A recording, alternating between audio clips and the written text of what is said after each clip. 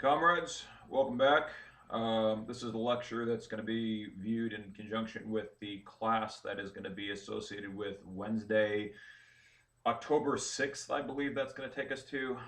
Today is the 26th to the 27th of September, so I'm about 10 days ahead of where we're actually going to be when you actually get around to watching this, whether you actually watch this on the day, the appointed day, and at the appointed time. I do not know. Frankly, I do not care. Just so long as you get around to watching these videos eventually, that's all that really matters. You should be, at least I hope in theory, ostensibly in the midst of preparing for your exam right now. Of course, this is kind of like Back to the Future right now, because what I'm saying to you right now is even though it has meaning right now in the contemporary moment, it's not going to have any valence or significance for you when you actually get around to watching this video, because that will have been 10 days hence, and you will have been done with the exam by that time, and hopefully you will have received it back, and hopefully you will have received a good grade on the exam, and you will be just as satisfied with this class as ever before, if not more so, because you'll be happy with your good grade. Hopefully that'll be the case. I don't know. So I want to do a couple of things today. First of all, I want to make it very clear that I have no intention of taking any more than maybe slightly more than an hour of your time today, because I don't have that much to talk about. Well, I do, and I can always talk about it more than I really ought to, but I realized that one of the things that I did last time that I produced the video for the October 4th, I think that's going to be Monday, whatever that happens to be, is I sort of elaborated on certain topics to a greater extent than was really necessary. I think it's incumbent upon me to try to circumscribe my remarks to a more concise sort of pattern. So I'm going to endeavor to do that, and there's no reason for us to be taking up so much time. As I said before, I suggested that one of the things I'm going to try to do is to sort of, in a compensatory gesture, to give back to you guys time that I think I've taken from you, which is unduly onerous of me to impose that upon you, because if you take into consideration the break time, well, we wouldn't really actually be going an hour and 53 minutes if we were actually physically in the classroom. So I think one of the benefits of actually doing the YouTube modality is that we can constrain this and circumscribe it. We don't necessarily have to go for the hour and 53 minutes, unless of course any of you feels as though I'd be doing you a disservice. You wouldn't be getting your money's worth out of this experience, and you want the full value of the tuition dollars that you actually invested. But I think that take a consequentialist approach to that and say, well, how valuable is the time that you spend, because not all time is created equally, and that certain time is more valuable than other time. So you can't just say that because I spent an hour and 53 minutes. I mean, I could be sitting here talking about a bunch of random miscellaneous shit that has nothing to do with history whatsoever for an hour and 53 minutes or 4 hours, and you wouldn't learn anything from it. So the fact that it takes time, right? Time in and of itself means nothing. It's about the quality of the time. The quality of the experience is contingent upon what's actually being spoken and how edifying and instructive and insightful that material and the content happens to be. So that's what I'll say about that. Now, I am going to strive to do a couple of things today. First of all, you'll notice that I'm carrying around with me well, you can't see it because the video quality on this is so horrific, because I've got a laptop from vintage 2002. Believe it or not, I'm still using this. Believe it or not, it still actually works. And the webcam on this laptop that's vis-a-vis me right now is probably one of the most rudimentary webcams you can possibly find. You can't see what this is, but this is actually a magazine. The lighting in here is horrible. I'm sorry, guys. This is a magazine, and this is a magazine that I happen to subscribe to. Well, there you can see a little bit better. It's called The Week. Not that you need to see it. You can just take my word for it. It's called The Week, and this is a weekly publication, as the name suggests. And I think I described this before, because I think I came down here a few weeks ago with said magazine, not this particular edition, but a previous edition. And I read an article from there about this diplomatic spat between Israel and Poland, which concerned itself with the historiography of the Holocaust and how, well, all that entailed. But one of the things that I want to do for you today is, this isn't, by the way, this is not necessarily a part of the core curriculum of the class, but this is my own enterprising effort to undertake to try to make this class as relevant and as tangible and as tractable and as meaningful as I possibly can, because I understand, right? I don't just teach history. I think I told you guys, I teach criminal justice and I teach political science. I actually enjoy teaching political science more than I enjoy teaching history, even though I don't actually have a formal education in political science. I went to law school, I didn't graduate, but I guess that's enough.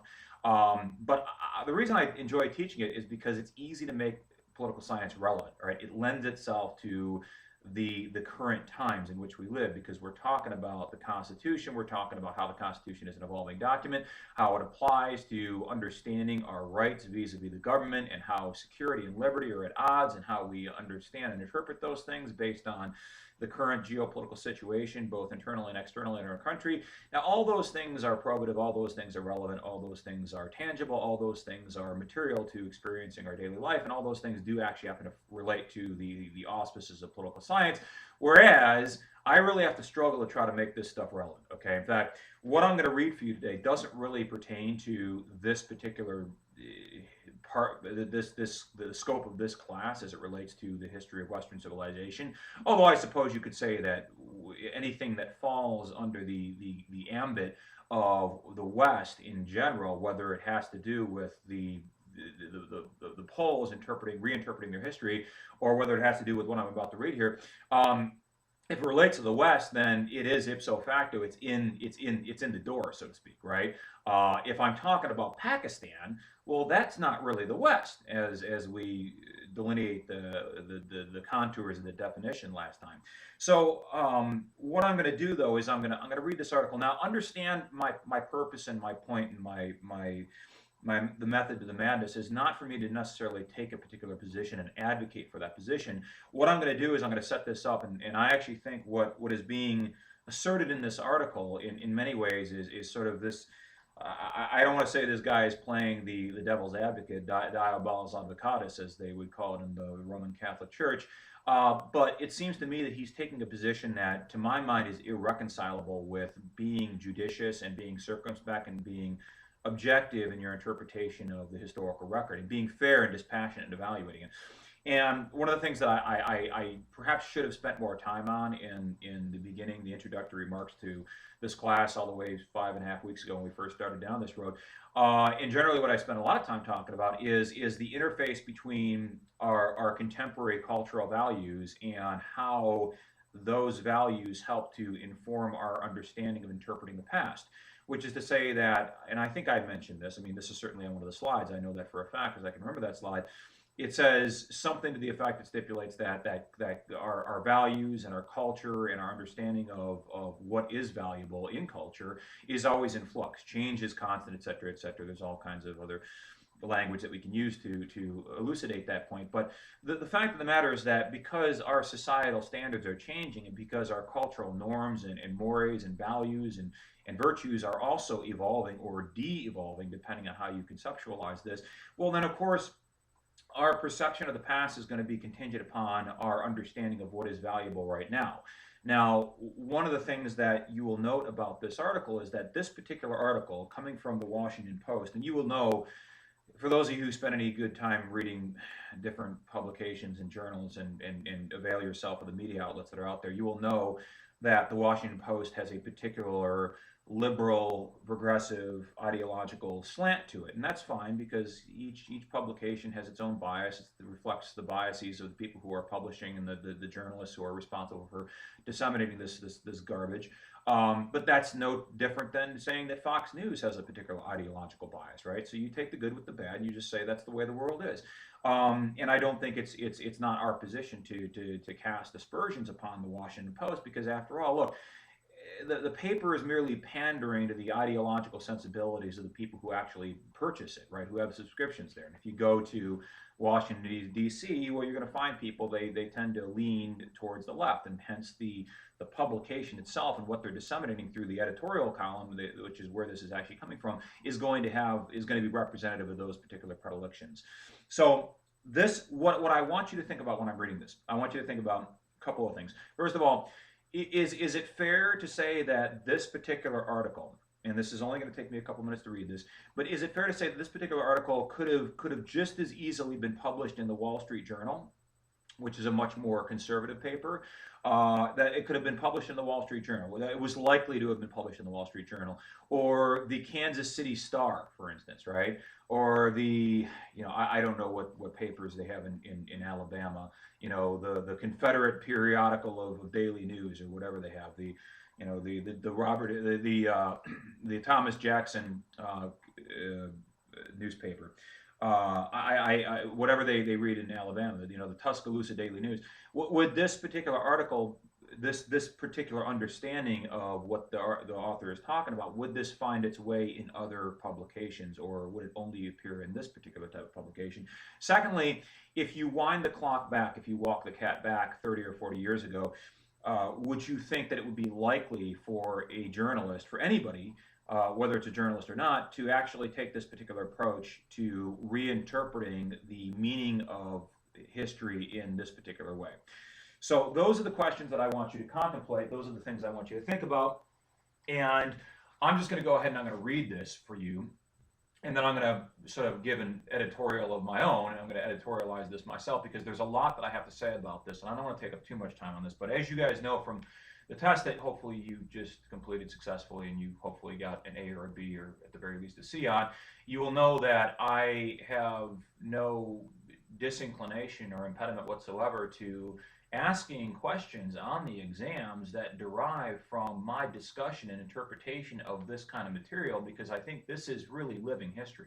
You talk about living history. Living history could be me coming down here, doing the next video with me wearing all the paraphernalia of my military academy, having my saber, having my hat, having my jacket with all the medals on it.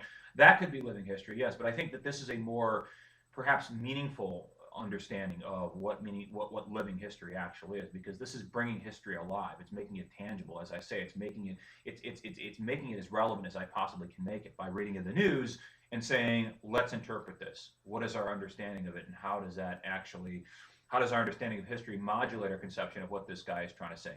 So this is called, the title of the article is called Tearing Down the Myth of Robert E. Lee. It's by this guy, or this woman, I don't know who this is, this person whose name is named Eugene Robinson. It's probably a transgendered individual. I shouldn't say that, but it could be, because they work for the Washington Post, and that's generally the kind of people that they give preference to. And I'm just going to go ahead and read this, okay?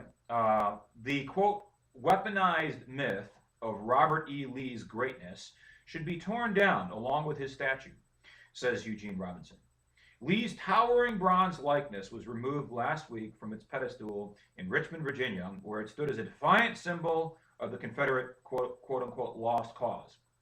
In the late 19th century, Southern propagandists determined to promote white supremacy whitewashed Lee's image, portraying him as a dignified, slightly tragic hero, a great military tactician who opposed slavery but fought for his home state of Virginia. These were all lies, or so says this guy, this person. In reality, Lee was a traitor whose decision to take up arms against his own country cost hundreds of thousands of American lives. Lee was also a ruthless slave owner who separated families and had 2 escaped slaves whipped and brine poured into their wounds. The painful discipline black people suffered as slaves, Lee said, was, quote, necessary for their instruction as a race. Even the contention that Lee was a brilliant general is false. He made a monumental blunder in confronting massed Union troops at Gettysburg, and despite mostly fighting on the friendly terrain of the South, Lee was pummeled into unconditional surrender. He was not a great man or even a good one. So there are a lot of things that I take issue with based on what representations the guy who wrote this actually made. And I'll just start from the top down and work my way through this. I think it's important to separate what kind of value judgment he's making as to the moral connotation that Robert E. Lee's actions had, the moral import that they had in the context of him serving as a slave owner, as a master of slaves. Certainly, I'm not going to try to come in here and be an apologist for slave owners, because I think that that's an indefensible proposition. You even though one of the things that I caution all of you to admonish you not to do is to sort of retrospectively or retroactively apply the morality and the ethical sensibilities of the 21st century to adjudicating and determining the ethical rectitude and the moral wrongfulness of actions that happened 150 or 250 years ago or even before then. That's one of the things that we really ought to restrain ourselves from doing, because it's not fair. It's just like, the imposition of ex post facto law is the same principle. So I'm not going to do that, because I wouldn't want that imposed upon me. I mean, who knows, in 100 years' time, somebody might come along and say that we were all barbarians because we didn't embrace transgenderism with sufficient celebratory enthusiasm. I don't know what they will be saying in 150 years' time, but perhaps that's what they'll, something like that, right? Or that it was unconscionable that countries as wealthy as the United States didn't actually spend more billions of dollars helping out countries that have as rampant and as ubiquitous poverty as places like in South America or in certain places in Africa. Who knows what kind of judgments will be cast upon us in the future? And so I think that we ought to restrain ourselves from making too much of an effort to render judgment as it relates to how people should have known better, when in actuality they couldn't have known better because their own standards hadn't evolved to a point whereby they were educated enough in terms of morality and ethics to have attained a standard that is commensurate with our own, and therefore we can't impose our understanding of morality upon them when they just couldn't know any better, because their standards hadn't evolved to a point where they're equal to our own. So it's an apples to oranges sort of analysis, and I think that's one of the problems with what this author is doing in this article, is he's essentially holding Robert E. Lee to a standard, an impossible standard. Now, it seems to me that you could, of course, say that, well, slavery is bad, okay? Is slavery an absolute bad? Is slavery bad at all times and all places? Well, that's actually a different question. That's question number one. Okay, is slavery always bad? Question number two is, how do we know that slavery is always bad? And if you can't always know that, right? And so in what way would you always possibly know, regardless of when you're living, the time in which you're living, regardless of the place in which you're living, the society, the culture, the norms, the values, that you always fundamentally, you always know that there are certain things that are always wrong. Is that necessarily true? Well, I would say it's not. And the instance that I would cite as I think a demonstrable refutation of that proposition would be, look at Nazi Germany, or look at North Korea, or look at modern day Iran, or look at Saddam Hussein's Iraq. Well, that's a bad example because the people despised him, but North Korea or Nazi Germany, right? The Hitler Youth and the people who went along enthusiastically with the process which eventuated in the destruction of European Jewry. Now, is it fair to say, can we still assert that, well, it's wrong to murder categorically across the board, no matter who you are, no matter where you're at all times and all places, for all people? Well, no, obviously that's not the case. I mean, it may be wrong, but people can be disabused of the notion that it's wrong, depending on their conditioning, their moral, their psychological, their cultural, their ideological, their political conditioning. And as such, because we are infinitely malleable, because we can assimilate ourselves to a new mode of thinking, which is perhaps contradictory to our own conventional sensibilities, but that's beside the point, right? So the question, which I think is dispositive, is not, oh, well, do we think that owning slaves is bad and that whipping slaves is bad because that's part and parcel of owning slaves? Well, if you say that owning slaves was maybe not good, but it was necessary because that's what people believed in the South, and there was a divine mandate, and you can actually still find this. Go to the Old Testament, all right? There is a warrant for slavery in the Old Testament. Go and open the chapters of Leviticus and Deuteronomy. And they're talking all about slavery. I'm not going to quote chapter and verse because honestly I can't, but I know the Old Testament well enough, the first 10 chapters, the Pentateuch, the old Jewish Bible. I know it well enough to know that there's all sorts of illustrations of God's chosen people, the ancient Israelites, who are enslaving the Amalekites and the Midianites and the Moabites and everybody else whose land they want, whose women they want to rape, and whose children they want to enslave. And God gives divine warrant and sanction for that. Right? And so you can find that in the Bible. And if you can find religious justification for doing that, again, if God is with us, then who stands against us, in the words of Dostoevsky? Well, it seems to me that this is just to make the argument in a rather contrived way, that if you say that slavery was acceptable in the 1860s in South Carolina and Virginia, which is where Robert E. Lee was actually from, if you say it was acceptable, the sensibilities, the moral and ethical sensibilities of those people based on their cultural understanding of the function of slavery vis-a-vis them and their existence, and that God had actually divinely warranted and mandated that, well, then you have to say that they didn't really appreciate the full magnitude of the wrongfulness of their actions. And by this guy or this woman or this, person coming along and excoriating Robert E. Lee for doing things which we find to be repugnant and which we rightfully abominate, well, that seems to me to be a bit unfair. It's like a change of venue argument, right? It's like you being a black person in Alabama in the 1940s and being accused of raping a white woman, and then standing before a jury of all white men in their 50s. Would you get a fair shake? Would you get a fair trial if, in fact, you were standing with that a jury of your peers? If your name is Tyrone or Keontae or James or John or whatever your name has to be, right? And you're African American and you're living in the 1950s in Alabama and you're subjected to a tribunal which consists exclusively of old white guys. Is that fair? Of would that's not fair. Would make a mockery of justice. Okay, that would be a miscarriage of justice, and so I would argue for a change of venue if I was the defense attorney. Well, I'm arguing for a change of venue here, right? Because this guy is castigating people who really could. I don't want to say they couldn't know better, but they didn't know better. Right, and I think you can actually make the case that they couldn't know better either. Because how do you know better? Well, morality evolves, right? Slavery wasn't really outlawed until slavery didn't become outlawed until after the promulgation of the 14th Amendment of the Constitution, right? It certainly wasn't until after the Gettysburg Address. And that didn't happen until after the Battle of Gettysburg, right? So this is pre-Battle of Gettysburg, right? So you're holding Robert E. Lee accountable for laws that hadn't yet been enacted, right? I mean, the incipient cause of the Civil War wasn't slavery. It was the fact that the southern states wanted to be able to adjudicate matters that pertain to their citizens within their states without the federal government superseding their state rights pursuant to their interpretation of what the Constitution actually gave them the power to do, right? So it was about the delineation between states' rights and federal power, right? It was federal supremacy versus the prerogative of the states to dictate how they were going to rule themselves in accordance with the principles of their own people as they were expressed through the state legislatures. Now that's a far cry from saying that, oh, this is really all about slavery, because that's what this guy wants to make it all about. Now, as you can see, right, I can sit here and I can talk all day about this. I'm not going to, because I still got to talk about Napoleon.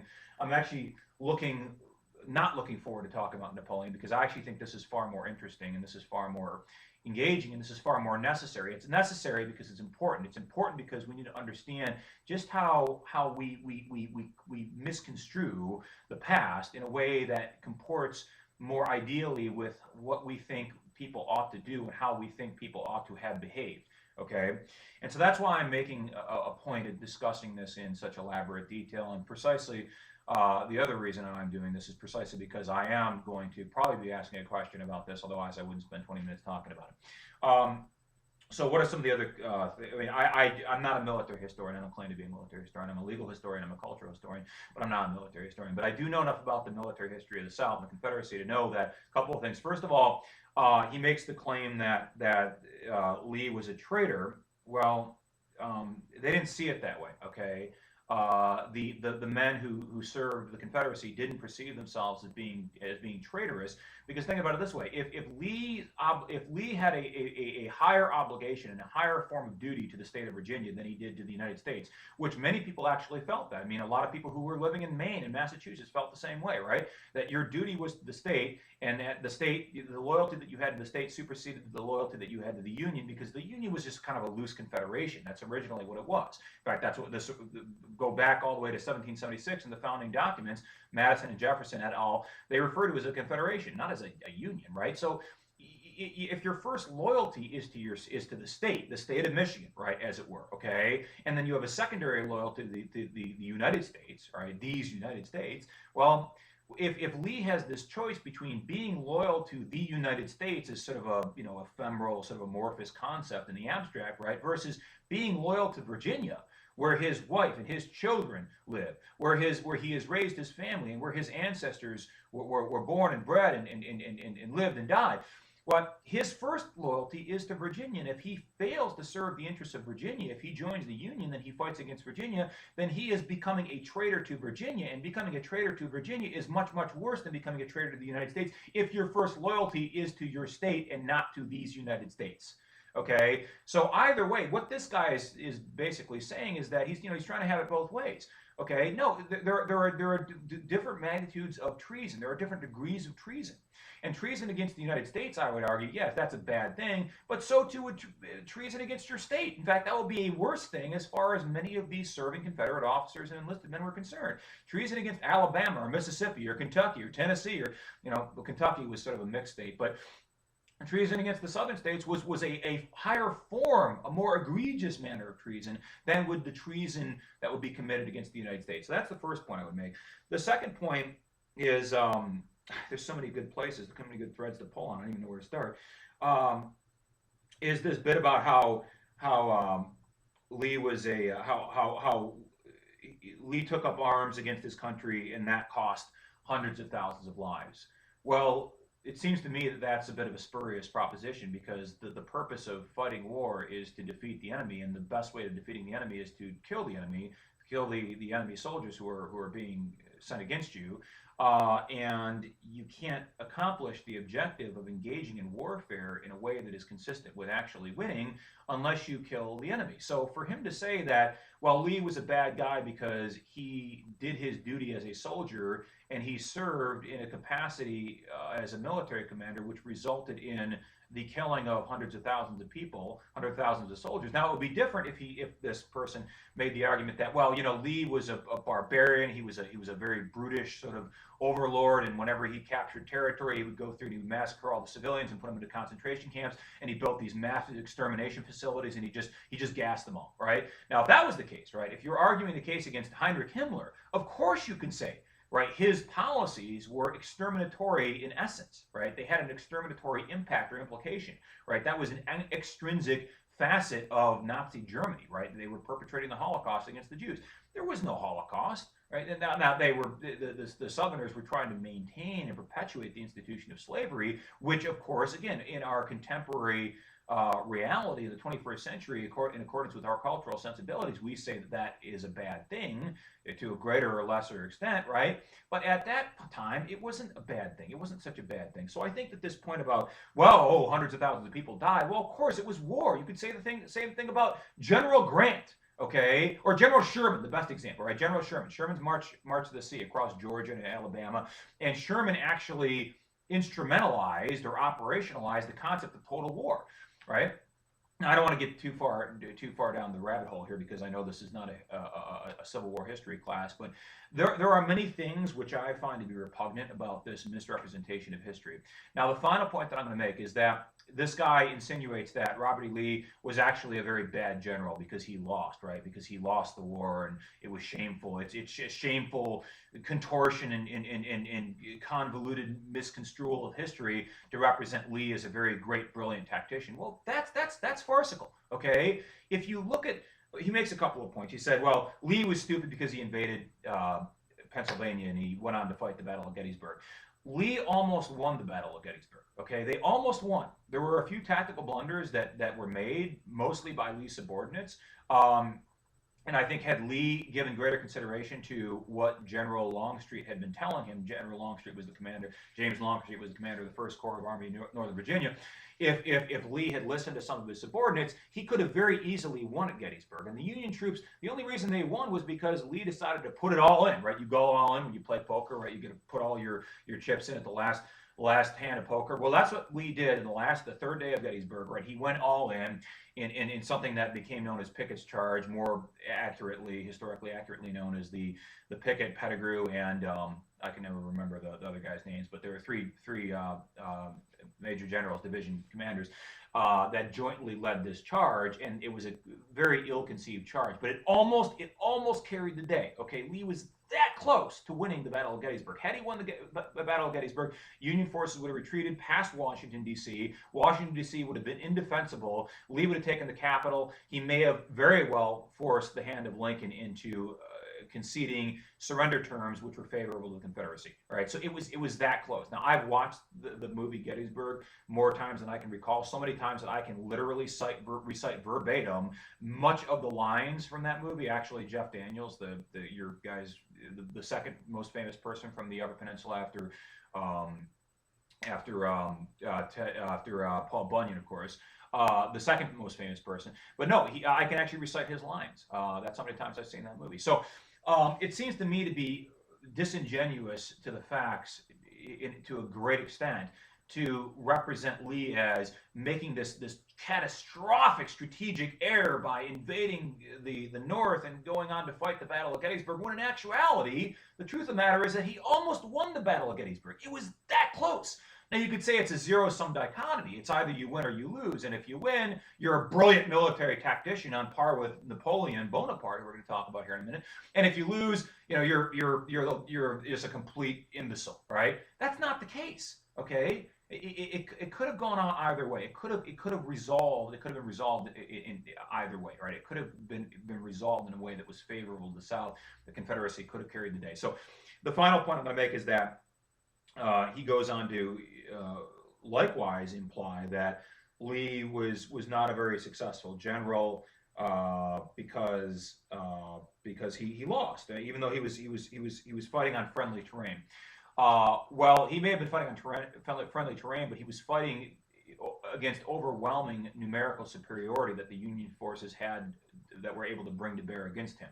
If you look at Lee's campaigns in the Valley, or look at Thomas Jackson, but if you look at Lee's all the way from the Pennsylvania campaign to the Appomattox campaign, the very final campaign of the war, it was consistently the case that Lee was vastly overwhelmed in terms of having armies facing against him, Union armies that had overwhelming numerical superiority, and yet he consistently was able to win.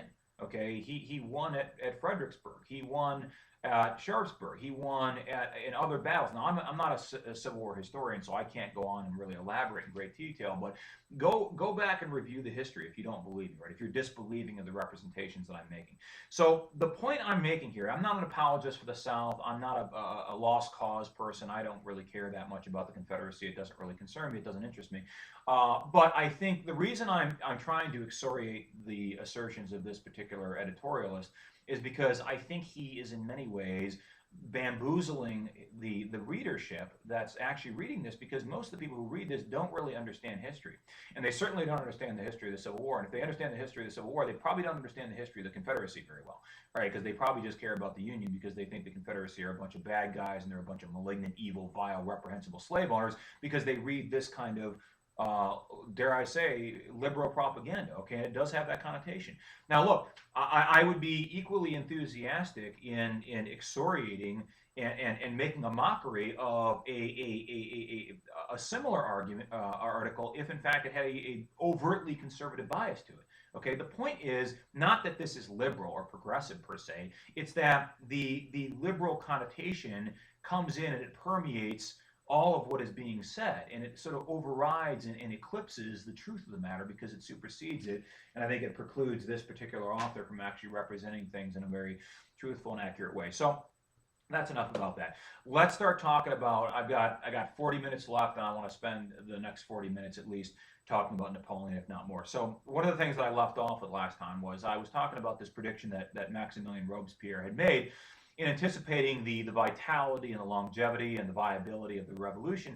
And one of the things that he said in his writings and in his speakings, he said very clearly that, look, the revolution may be successful in France, okay? Internally, it may be successful in repudiating monarchy and resisting the power of the old aristocracy and empowering the masses to take matters into their own hands, and it will have a democratizing effect for the people of France. But Robespierre predicted very presciently and very accurately, as it was the case, that the revolution was really not ready-made for exportation. Okay, it's not exportable. It's not something that you can just take and you can bring it to other countries. And this is what Napoleon tried to do. The rhyme and reason and the modus operandi and the grand ambition and aspiration that Napoleon really had Well, he had two. First of all, for self-aggrandizement. Okay, and I think it's impossible to understand and contextualize, and therefore appreciate the intentions of Napoleon and his objectives, his strategic objectives, without at least understanding that what he did was, in many ways, it was on the basis of his own self-interest. And of course, Napoleon wanted to accrue as much personal power unto himself as possible. And of course, he looked to Julius Caesar as an exemplar. Okay, Julius Caesar was in many ways an idol for Napoleon, and Napoleon idolized him as a brilliant military strategist, but he also idolized him as a very shrewd, sort of Machiavellian political operator who was able to anticipate the needs and the wants and the desires of the masses, and then leverage his military glory. Julius Caesar was doing this, as did Napoleon, as he emulated Caesar, leverage the military glory that he achieved so as to gain political capital, and then use that political capital to instrumentalize and effectuate his desire to increase his authoritarian power unto himself. And so it's this progressive sort of, this process whereby the greater the glory you obtain in the field of combat, the greater prestige you have vis-a-vis the common people. And if France is a republic, which essentially is consistent with Republican ideals and the democratic tradition, predicated upon a constitution which gives deference to the interests of the people, well, then the fundamental underlying operative consideration is, in what ways do I, as a general, or I, as a politician, appeal to the sensibilities of the people so as to ingratiate myself to them so that they feel sufficiently animated to go out there and actually be inspired to do things on my behalf and furtherance of my interests? Robespierre did this on the basis of being a brilliant orator. He was a very gifted speaker. He was a very smart and brilliant lawyer. All right, so he was able to appeal to the sensibilities of the people by engaging in demagoguery, right? By going out there and haranguing the people and serving as a provocateur and provoking and inciting them so as to follow his particular predilections and his desires. Whereas Napoleon was an effective speaker, right? He wasn't a brilliant speaker, but he was an effective speaker. He was no John F. Kennedy or, dare I say, Adolf Hitler, one of the most diabolically, maniacally brilliant speakers, rhetorically gifted politicians in the history of, in the history of the world, I dare say. He was certainly not on par with any of those guys, but he was an effective speaker, but he knew he couldn't use his rhetorical appeal because he wasn't as brilliant as Robespierre. So he had to find another way to ingratiate, to win the favor and win the respect and cultivate the love and the affection and the adulation and the admiration of the people. And the best way to do that, I mean, this is axiomatic, okay? Think about it this way, right? Napoleon was shrewd enough to understand that the people love victories. Okay, this is actually a quote from Gladiator, right? The people love victories. They don't care about the battles. They don't care about the suffering that the soldiers endure in furtherance of that victory. They just care about, at the end of the day, do we win or do we lose? Now, that's particularly true of Americans, right? George Patton understood this. If you guys have ever seen the George C. Scott movie, he did a brilliant job. It was as good a job as any actor could have done as personifying the essence of George Patton. And if you don't know anything about Patton, go out there and read the Wikipedia article about him. He's a brilliant, he was a very charismatic guy and a very successful general, commander of the Third Army in the Second World War. And by the way, I should have mentioned this. For those of you who don't know who Robert E. Lee was, he was sort of the premier paramount general of the Confederacy. He was one of, I think, 3 Confederate generals who attained the rank of full general, full 4-star, essentially equivalent to 4-star general. The others were, Christ, I should know this, but I can't. PTG Beauregard and some other guy. But anyways, he was the sort of the Patton of the South. In fact, Patton's great grandfather, as it bears in this conversation, Patton's great grandfather was a serving officer in the Confederacy. Waller Patton, I think his name was. Anyways, back to Napoleon. So Napoleon understood that victory in combat was one of the ways in which to win support for himself amongst the common people. And that was a way to further increase the likelihood of him achieving or consummating his political aspirations and becoming more and more powerful. And I think Napoleon was one of these guys who he always had a game plan. He always had a sort of a strategic objective in the back of his mind. He didn't know necessarily how he was going to go about achieving it at any given time, but he knew what he wanted to do. He knew that eventually he wanted to become essentially the supreme ruler of France, which he eventually ended up being.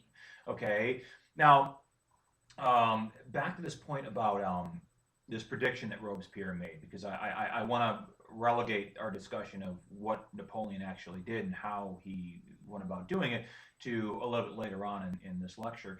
But Robespierre's prediction, right? Why was it prescient, and why was it? Why am I spending so much time talking about Robespierre, who I do have, as I said, a sneaking admiration for, because I think he was a very smart guy.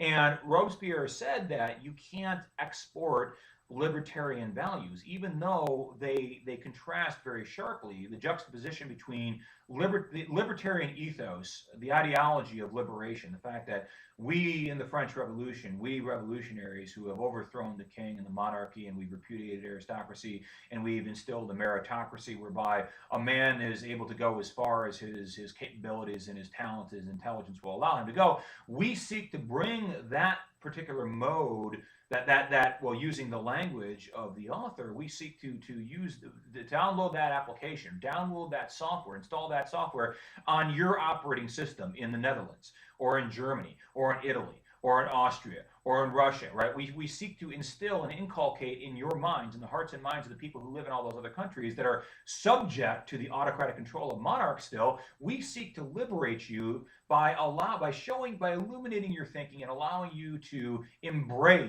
fervently and zealously embrace these democratic and libertarian traditions and this ethos of freedom which we enjoin you to participate in. Now, of course, the problem with all this, and maybe this seems counterintuitive, but it seems to me to be actually rather logical, is to say you can give people a choice. Okay, you can give people a choice. You can set up various options, but the options have to be inclusive of the status quo antebellum, right? The status quo before the actual war, before the actual invasion, before the liberation, as Napoleon would have you believe, right? So just to think about this in terms of Iraq, right? This is a contemporary example, but I think it in many ways is synonymous or symmetrical to the illustration in the context of post-revolutionary Europe. And why did democracy fail in Iraq? Why did democracy fail in Afghanistan? Different reasons, but I think that there are similarities between the two of them.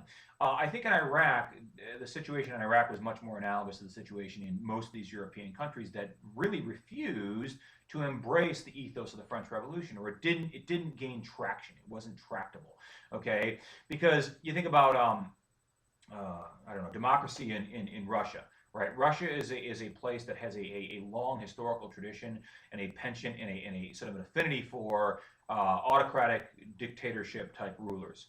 You're going all the way back to the czars, and after the czars, it was 70 years of communism, and after communism, it's been 21 years of Putinism. Okay, which is essentially a form of dictatorship dressed up and masquerading as democracy. And you look at Iraq, and the United States tried to import democracy, democratic traditions, but do so forcibly, right? Basically imposing upon the people the fact that they now will have to participate in elections, that they will no longer have an autocratic ruler who serves as an overlord over themselves. And this was something that the people were resistant to, because they hadn't really understood democracy. They'd never had democracy before. And I think the point that Robespierre is making is that democracy has to be androgynous. It has to be incipient. It has to originate intrinsically in your country, right? In that sense, it has to be a movement that comes from within, right? It's just like the opening stanzas of the United States Constitution and the Bill of Rights. This document is written for the people, by the people, in furtherance of the interests of the people, right? Well, that's what the Constitution is, right? It represents the interests of the people, okay? And it is the people essentially speaking through their elected representatives, and they want this Constitution to be inclusive of this Bill of Rights, and they want it to have all these certain stipulations that are evocative of the libertarian ethos, right? But you can't necessarily say that's true in Europe, because these people, they've been ruled by monarchs and autocratic rulers for a very long time, and then Napoleon comes along and he says, you're liberated, you're free, we free you. Okay, and we want you to embrace the same kind of democratic model that we over in Vive la France have embraced, right? But what Napoleon fails to understand, and what Robespierre did understand, was that you can't force this upon people. They have to be able to create democracy for themselves. And therefore, if you're going to have a democratic revolution, or if you want to foment or facilitate a democratic revolution, and you're Napoleon, then yes, you give aid and material assistance and resources to those people who are fighting against the autocratic monarch, and you help them overthrow that monarch, but you don't come and overthrow that monarch yourself and then impose upon the people no choice at all. You just unilaterally say, well, now you're going to be a democratic country, you're going to be a Republican country with a Republican ethos, just like France. And because France is the best, and France is the greatest, and France is sort of the model which all other nations ought to aspire to emulate. And so it's a bit of it's a bit solipsistic, it's a bit narcissistic, nationalistically speaking, right? In the sense that we're the greatest, we're the best, and we're going to export this libertarian tradition, and we're going to expect all these other countries to embrace this just because we, the French, embraced it. Well, maybe these other countries don't like democracy as much as you do. So democracy is really not ready-made for export. It's true that in certain contexts, in certain places around the world, in certain historical times, that yes, there are certain countries that have embraced democracy by virtue of having it been exported to them. But I can't really think of many of those countries, and I actually, contrasting with that, I think of all the countries where democracy was brought to a country by force, and it didn't take hold. It wasn't resilient. It didn't last. It didn't have longevity, right? Because it wasn't, as I say, it wasn't innate. It didn't incipiently begin. Its origin point didn't actually begin with those people themselves. So I think that's one of the problems that Robespierre anticipated, and that's one of the problems that Napoleon had. So who was Napoleon? Well, he was a guy he was from Corsica, actually, and I think I mentioned this last time. Corsica was under the rule of Italy at this time. So Napoleon started his life as an Italian-speaking person, and he later moved to France, and he joined the military at a rather young age, and he was gifted intellectually in the sense that he was very good at mathematics. And he went to one of the most prestigious military academies in France at the time, and he became an artillery officer. And in many ways, I think that you could say that Napoleon is evocative or personifies the essence of sort of the new man, the post-revolutionary man in France, because he's literally utilizing Enlightenment thinking in furtherance of his own military career, because he's applying Newtonian physics when he's actually commanding the artillery and he's firing the cannons and he's destroying the enemy, right? He's applying the principles of the mathematical principles, the physical principles of the science and the learning and the education that came out as a result of the Enlightenment. And of course, France is a place which is very strongly at this time, very strongly, very fervently and fanatically embracing Enlightenment ideals, right? Because it's repudiating the traditions of old, right? So it's saying, well, we're gonna chart a new course. We're gonna chart a brave new course for a brave new world, which embraces Enlightenment ideals and which repudiates the traditions of the past, which are all about divine right of kings and superstition and all manner of beliefs that aren't really grounded in a rationalistic conception of the world. And so Napoleon was very successful as an artillery officer, and he also has friends in high places. So he's able to endear himself to the goodwill of the brother of Maximilien Robespierre, who is in a position of great power and prominence and influence in the Republic at this time. And I guess it's important to take a step back and understand what's actually happening politically internally in France, because rather ironically, and perhaps not so, perhaps it's just axiomatic, it's an inescapable fact of history and an inescapable fact of politics, but what ends up happening is the revolution in France results in the creation of a government which is very representative. Okay, it truly is, right? Originally it's a unicameral house, right? So it's just a bunch of guys who are elected by the people. They come into this big building, they sit there and they deliberate what's in the best interest of the people. So that's a pure democracy. That's not pure democracy, but it's one step removed from pure democracy, because pure democracy never really works. It's a theoretically appealing thing, just like Marxism is a theoretically appealing idea in the abstract, but in actuality it doesn't really work. Just like communism, the same thing, right? You can say that about a lot of ideologies, right? They have valence and they have traction, and they have a great deal of appeal theoretically and intellectually, but in actuality they break down because they can't reconcile their ideological aspirations with the reality of what humanity actually is, because we're not intrinsically good people. We're not intrinsically bad people, but we're certainly not intrinsically good people. And so the revolution results in a form of democracy that is not quite 100 proof. It's not quite wild turkey or pure Kentucky bourbon. It's more like, I don't know, some schnapps or something, right? It's more like Grey Goose vodka or Smirnoff or Popov or something like that, right? It's about 70% democracy, right? Maybe even a little bit more, maybe 85% democracy, right? 85 proof. And so what ends up happening though is that there's an inability to, well, there's two considerations. First of all, is that the purer the form of democracy, the more susceptible the form of government is to the machinations and the invidious influence of people like Robespierre, who are very effective at connecting with the people and very effective at inducing the people to see things in accordance with how they construe things. And if you have people like that, again, these demagogues, right? These people who are very good at going out there and giving these very fine speeches and inspiring and motivating the masses to follow them through hell and high water, the gates of hell. If you have people like that, well, they are able to modulate and influence in a very invidious way, influence the direction and sort of the overall strategic objective of the state merely by virtue of appealing directly to the sensibilities of the people. And then the people place pressure on their elected representatives to actually go ahead and instrumentalize and legislate in a manner that is consistent with whatever the recommendations are being made by this demagogue such as Robespierre.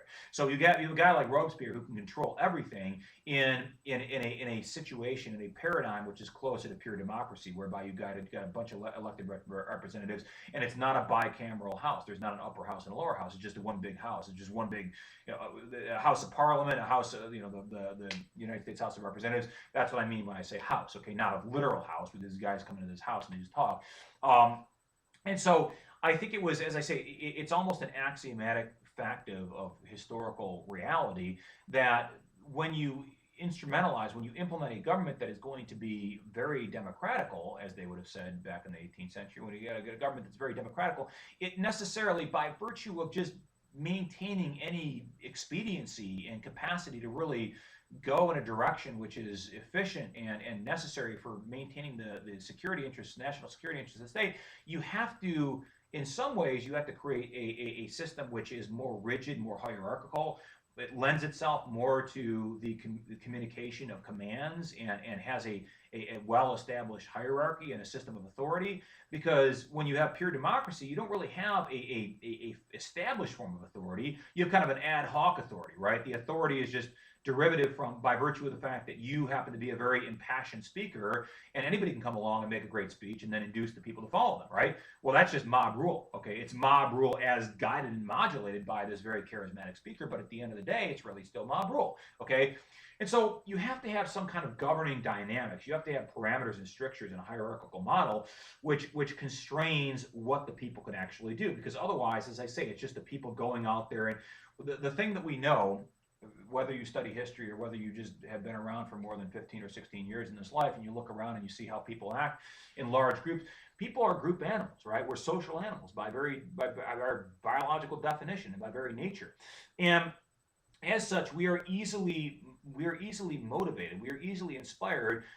The idea of groupthink, right? If you see somebody else doing something and then you see somebody else doing that thing, right? And the more people are doing that thing, even though it may not make particular sense to you, it doesn't appeal to you intrinsically or intellectually, you're more inclined to do that thing merely by virtue of the fact that other people are doing that, right? And so this is just social psychology 101, okay? It's the reason why when somebody pulls a fire alarm, right, the point of the fire alarm is not actually, this is the psychological sort of fundamentals of the fire alarm system, is not actually to alert you to the fact that there's a fire. No, it's rather to get everybody's attention so that it motivates people to start acting in a manner that's consistent with the possibility of a threat, right? It motivates them to get up and to do something. That's why it's loud. That's why there's flashing lights, right? It's not just we're alerting you to a fire. We're trying to get enough people to actually respond to this so that other people will follow them. Because if only one or two people get up in response to, a rather innocuous fire alarm, it's just one little nightlight or something that flashes, well, then that's not going to be enough to induce the rest of the people, the great mass of people, to get up and respond to the fire alarm and get out of the building before it burns down, right? So the same principles apply with respect to crowd motivation and the fact that it's just this is Hitler understood this better than anybody else, right? If you get enough people to go along with you, then the rest of the people are just going to follow by virtue of the fact that people want to be followed. They want to follow. They want somebody to lead them, to show them the light and the truth and the way. And that's why democracy only works to a certain extent. And that's why the French government eventually metastasized and transformed it into something called the Directorate, okay, or the Directory. And the Directory was a more, not quite an autocratic form, but it was a more executive form of government, whereby you had a partitioning of the government where there was one part that was legislative. So you still had the House of Representatives, or their equivalent of the House of Representatives, the National Assembly, right? And then you had this other part, which had this sort of quasi-executive function to it, right? Whereby you had individuals who served as sort of like cabinet officers, right? You didn't have a president, you didn't have a chief of state or a head of government, but you had administrative authorities who had executive authority, who could actually give commands to the members of the state government, to the police, and to the military, and to the civil servants, and things of that nature. Whereas before, you just had a bunch of legislatures, right? And the legislatures don't have executive authority. They can enact the will of the people, right? Because they can codify laws and they can amend the Constitution, but they can't go out there and command these soldiers to go over there and do this, right? That's where you need executive authority. Now, it seems to me that this is a natural pattern of evolution, right? And the case I make for that is to say that if you have a pure democracy, the more pure the democracy, the more chaotic and disorganized and therefore ineffectual and inefficient the system is going to be. And furthermore, the more susceptible it is to the exploitations and manipulations of demagogues like Robespierre, and indeed to a lesser extent like Napoleon. And so to secure yourself, to have some kind of insurance to insulate yourself against the possibility of the invidious influences of demagogues coming in there, these very fine orators, and just influencing the people and compelling them to do whatever the hell they want them to do because they're very good at speaking, right? You have to create an executive, okay? And so the French realized that, well, with this directory, okay, we have a more efficient means of disseminating orders. And the more efficient the means of disseminating the orders, the more effective the government is going to be in controlling the operations of the military. And the more effective the operations of the military are going to be, well, the more successful you're going to be in actually going out there and exploiting the vulnerability of your enemies and achieving the ultimate objective of the revolution, which is to expand the revolution beyond the borders of France. And so ultimately, that objective, that overall strategic objective, if your objective is to export revolutionary ideals to other nations. Okay, this actually is very reminiscent and nostalgic of the division between the Trotskyist and the Communist Party in the Bolshevik Revolution. We're going to talk about this in 1917, the overthrow of the Tsar, the Russian Revolution, how that actually was in many ways precisely synonymous, at least ideologically, in terms of the differences and the nuances there, with what was happening in France at this time. But the Trotskyists believe one thing about exporting the revolution, whereas the Stalinists believe something else, where they say, no, the revolution needs to be endemic to Russia and it ought not be expanded because then we risk everything and it's just too much to risk. So there was this notion in France that we need to export the revolution. Well, you can't export the revolution. That's actually what, as I say, the function of Napoleon vis-a-vis revolutionary idealism, the liberation ideology, which is part and parcel of the French Revolution. He was the exporter of it. He was the bringer of revolutionary ideals to other nations, right? Bringer by force, just like Stanley McChrystal, the chairman of the Joint Chiefs back in the early 2000s, or better yet, General Petraeus, David Petraeus, the commander of CENTCOM, Central Command, back in 2002 and 2003. Actually, he was a division commander back then, but later the chief of Central Command, right? He was the exporter of democracy in Mesopotamia, in Iraq, right? So too was Napoleon vis-a-vis Central Europe. Now, you can't get to that, right? You can't, if you aspire to export democracy, if you aspire to become an exporter of libertarian idealism, right, and you want to inspire revolutions, or not necessarily inspire, that's actually a misconstrual, you want to physically overthrow the monarchies of other nations because you construe them as being oppressive of the other people, the proletariat, the common people that share a great deal in common with you, the common people of France. If that's what you want to do, you can't do that unless you create a system which is more conducive to efficiency, military efficiency, the proper dissemination of executive authority. You can't do that unless you have an executive as a component of your national government.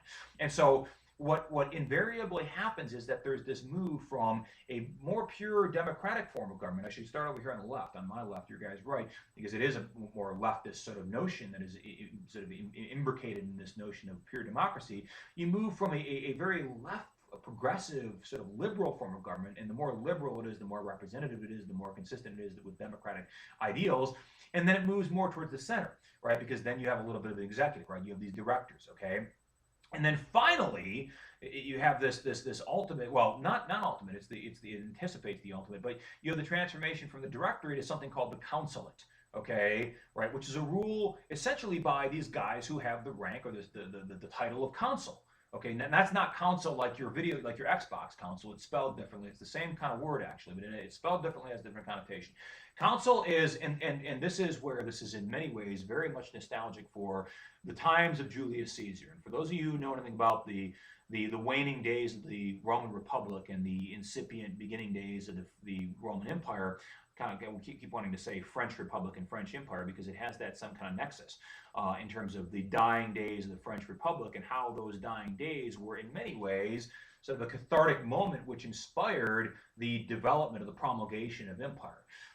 But if you know anything about Roman history, you'll remember that Julius Caesar was a servant of the Republic, ostensibly, ideally, right? But then he became more and more autocratic. He became more and more interested in amassing and accruing as much power unto himself personally as he possibly could. And of course, that, as we know from reading Shakespeare, that was his undoing, right? That was the problem that Gaius Cassius Longinus and Marcus Junius Brutus had with him. Okay, and that's why those guys stabbed him in the back with their daggers in the Senate chamber, right? Because Caesar was ambitious, right? Well, so too was Napoleon. He was ambitious as well. But Napoleon was more clever about this, okay? Napoleon went about this in a way which ensured that he was able to solidify and maintain the security and the stability of his power without really significantly disenfranchising and alienating his enemies and his antagonists to the point where they were actually inspired to shove a dagger in his back. Okay, and as I said, much of the success that Napoleon had was by virtue of his being a very shrewd, very brilliant military tactician, a very effective military commander. The thing that I like to say about Napoleon is that he was a general's general, but he was also a soldier's soldier. And that's very rare, okay? That's a very rare combination where you see, and what I mean by that is a general's general is just a strategic mastermind, right? You know, the guy who's playing 3D chess in his mind, and he can anticipate the moves of his antagonist, and he can understand precisely what's going to happen on the battlefield before it actually happens, and he's able to utilize terrain and the environment to his advantage. He's able to maximize those advantages, and so thereby exploit the weaknesses and vulnerability of his adversary by doing so. That's kind of what Napoleon was like, right? He was very brilliant. He was very, very able to think several moves ahead of the strategic game. In that way, not dissimilar from Hannibal or Caesar or Alexander the Great or any other great strategic mastermind throughout the history of military warfare. And the other thing that I say about Napoleon is that he's a soldier's soldier. And the reason I say that is because you couldn't have been a great general in this particular period in French history unless you had the physical wherewithal and the physical courage to go out there and to expose yourself to all the hazards that are incidental to actually fighting a war, a battle against the adversary. And the reason I say that is because France, well, let me back up here because I should actually elucidate what I mean by a soldier's soldier. A soldier's soldier is a soldier who is in many ways willing to endure all the terrors and tribulations of battle. He's willing to subject himself to those horrors willingly, in fact, zealously, volitionally, right? Enthusiastically, you might even argue, right? And that was the case with Napoleon, and that was actually the case with many of these officers who came up literally through the ranks. They've got a phrase in the United States military. They got many different phrases, different phrases that have different connotations that don't have any meaning to people who don't have an understanding of military vernacular. But there's a phrase. Well, it's not a phrase. It's a word. It's just a word. It says it describes. Well, the word is Mustang. Okay, Mustang. It's like a stallion, like a horse. And Mustang in the military vernacular describes a soldier who started off as an enlisted soldier and who gained a battlefield promotion or a battlefield commission. What that means is that by virtue of your courageous and heroic exploits on the battlefield, either you are conferred a high medal is conferred upon you in recognition of those exploits, or you are also promoted to officer rank in recognition of your leadership potential. Now, this is something that happened a great deal in France at this time, and this is actually one of the ways. Well, this is actually not. This is not the way. This is not how Napoleon gained his status as an officer, because he went through a military academy. He did it the traditional, the old-fashioned way. But if you look at the French army at this time, the time of Napoleon, the French army is a pure meritocracy, meaning that the extent to which you advance through the ranks is predicated on the extent to which you can demonstrate skill and proficiency and expertise and the capacity to go out there and demonstrate courage in the battlefield against the face of the enemy. Now, these are things that Napoleon was very cognizant of. And he was also cognizant of the fact that at the end of the day, the thing that mattered the most was not just that he was able to ingratiate himself to the goodwill of the people of France. Obviously, that was important because the people, they are the masses, and ultimately they dictate what actually happens. But it's equally important, if not more important, that Napoleon ingratiates himself to the goodwill and the affections of the army.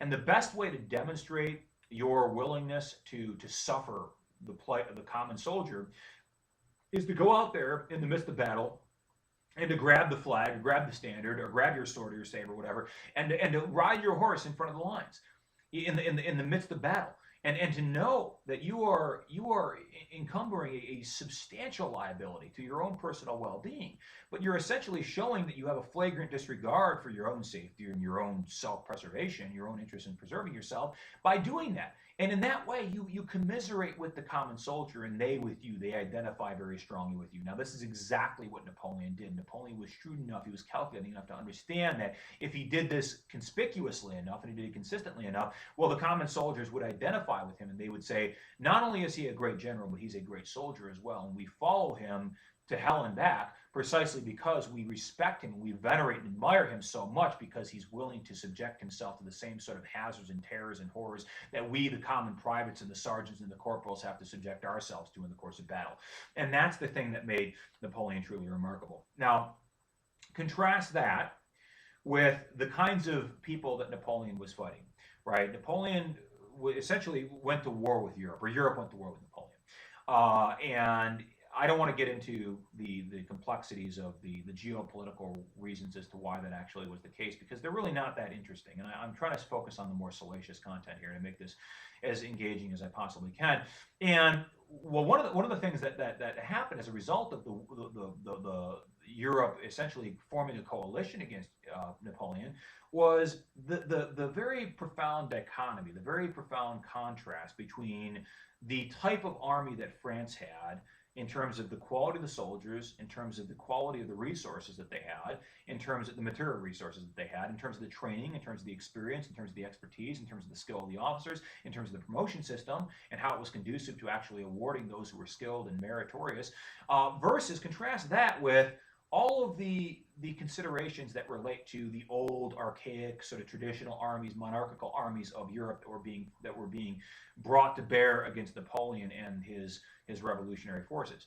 And so let's examine this. And ordinarily, what I do traditionally when I teach this particular part of this class is I go through and actually talk about the Battle of Austerlitz, okay, which was essentially a battle which determined the fate of Central Europe. Napoleon won this battle. One of the reasons he won this battle was because he was utilizing forces that were very well trained, very well equipped, highly experienced, because they had been fighting essentially against not necessarily civil war in France, but internecine conflict, internal conflict in France against the royalists and against outside influence, which were engaged in sedition against the Republican government. And so these guys had a lot of experience. They were veterans. They had a great deal of respect for and admiration for their commanders, because their commanders had proven themselves in the midst of battle, and thereby earning their rank and earning their status as commanding officers. They had come up through the ranks. Contrast all these things, right? And this is I usually do this in the context of the Battle of Austerlitz, and then the Battle of Borodino, and then the Battle of the first significant Italian battle that Napoleon had, and I can never remember the name of it. But anyways, I'm going to do this just more generically, because I don't really have the time to go into that level of minutia of detail to really expound upon those things. And these particular battles were significant, but they weren't so significant that they really bear us apportioning significant portions of time to them. So one of the things that we look at, one of the things that I like to look at, is examining and contrasting the features of the armies that were fighting under the command of Napoleon with the armies that were fighting under the command of the Austrian Archduke or the King of Prussia. Or the command of the British parliamentary forces, or the various other antagonists that invariably were arrayed against the Napoleonic armies. And the first thing you look at, as I said, is experience, right? And the armies of Napoleon were vastly experienced, all right?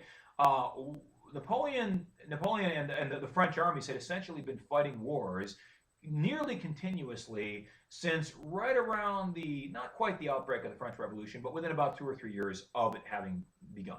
And the reason I say that is because we didn't talk about this because we just didn't have time to dedicate to this, but there was a sort of a pseudo civil war, and I call it a pseudo or quasi civil war in France, because it wasn't really systemic. It wasn't pervasive enough to actually rise to a level of full-blown civil war. It wasn't like the United States Civil War we started our conversation off with, where not quite half the nation was divided, but almost 40% of the nation was divided. Right? It was a 40-60 split.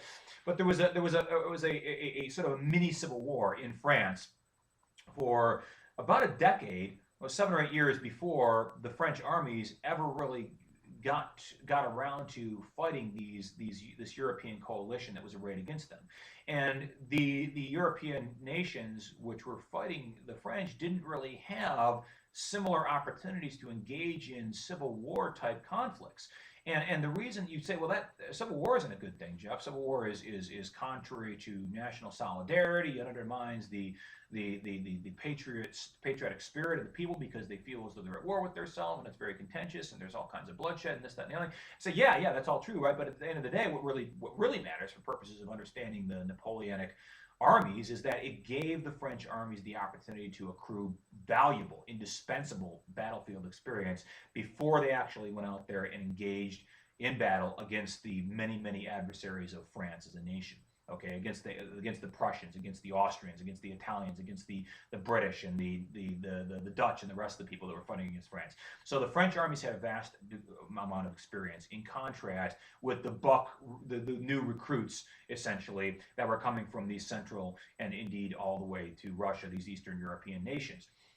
Secondly, the French armies were not conscripted. Okay. Now, eventually they did rely upon what essentially was tantamount to the draft, whereby every male of a certain age, between 16 and 60 or whatever it was subject to military service. But before that, it was essentially sign up for the military, right? Sign up for the army. Now, what are the advantages of having a volunteer force? Well, the advantage is that the people who are fighting are motivated to fight because they made the volitional decision to actually go out there and participate in this. Furthermore, contrast that with people who are being made to fight, not just made to fight on behalf of a state, but made to fight on behalf of a monarchy. Okay, now most people at this time in across Europe knew that there was a French Revolution, and they knew the ideology of the revolution. They knew that the revolution, at least ostensibly, was supposed to empower the people, to give them some control over their sovereign affairs, to give them the right of self-determination, to determine their own right to their future destiny of their nation, right? And contrast that with, what are you really fighting for if you're fighting on behalf of Austria at this time, or you're fighting on behalf of Russia at this time? Okay, less so for the United Kingdom or England or Great Britain, because it wasn't really the case with Great Britain. But what are you really fighting for if you're fighting for these Central European countries? You're fighting for the state, of course, right? But what is the state? The state is a simulacrum or an extension of the person of the monarch. You're fighting for the king, or the queen, or the archduke, or whoever you're, the czar, right? Whoever happens to be the ruler, right? You're fighting for that guy or that woman, right? And if you are being conscripted, which means you are being forcibly recruited into the army, you don't have a choice, right? It's not a voluntary basis, right? It's involuntary, it's imposed upon you. If you're being conscripted to fight on behalf of the interests of a king who's living a very lavish and ostentatious sort of form of existence, well, and generally, well, not generally, axiomatically, unequivocally, this is always the case, those who hold the lowest rank in the armies of the coalition of the armies that are arrayed against Napoleon at this time, those who hold the lowest rank and the lowest status are those who also are subjected to the highest degree of danger in the context of an actual battle. And they also happen to be those who are the poorest, those who have the least privilege in society, the peasants and the serfs and the urban poor, those people, right? Now, do you think those people have a very high interest, or a very high motivation, or a very strong desire to go out there and lay down their life and suffer the consequences of all the terrors incidental to experiencing battle, to suffer and endure and assume those liabilities so that the king can live very comfortably in this palatial estate, or so that we can maintain the power and the prerogative of the monarch to rule over us in a completely autocratic and totalitarian manner? Does that really make sense to you? Because that seems to me to be rather antithetical, right? To say that, I mean, we're setting up a kind of a dichotomy here, right? We're saying that the people who are expected to, well, it's like what they said about the Civil War. It's what they said about the Vietnam War. It's a rich man's war and a poor man's fight. Okay, that's exactly what you could say about the Napoleonic Wars, at least as far as the coalition, the soldiers of the coalition were concerned, right? Right? Because they're the poor men, they're the one who are doing the fighting. The rich men, who are the rich men in the armies of the coalition? They're the aristocrats. And what did I already say about the aristocrats in the context of the armies of Austria and Russia and the rest of those guys? Well, if you're an aristocrat, I'm the son of a doctor, all right, interventional radiologist, okay? I don't have a lot of money myself because I'm poor, because I'm an adjunct, right? And I'm trying to work some things out down here in Detroit to change that, but I don't have a lot of money. But I go to Dad and ask for $100,000, he might give it to me, depending on how good of a case I make for it. But if I say, Dad, can I have $100,000 to become a colonel in the United States Army? Wow, that's pretty good. No, that's good. You know, you get paid good salary, be a colonel. That's a good investment in that way, right? Have a lot of prestige, right? You get to command 2,000-3,000 soldiers in a brigade. Nice, right? Do I have any qualifications to be a colonel in the United States Army? Not really. I mean, I was a major in the military academy, but that doesn't necessarily mean to be a good colonel in the Army. One thing has very little to do with the other, and that was 20 years ago. Right? But that's exactly how the system, the aristocratic system of promotion worked in the context of these Central European armies that were fighting against Napoleon. Okay, and so it was. I think the contrast between meritocracy on behalf of the French army and aristocracy on behalf of these other armies could not be more conspicuous. It is a very conspicuous dichotomy. I mean, think about it that way, right? You literally could buy your rank. You could buy your rank.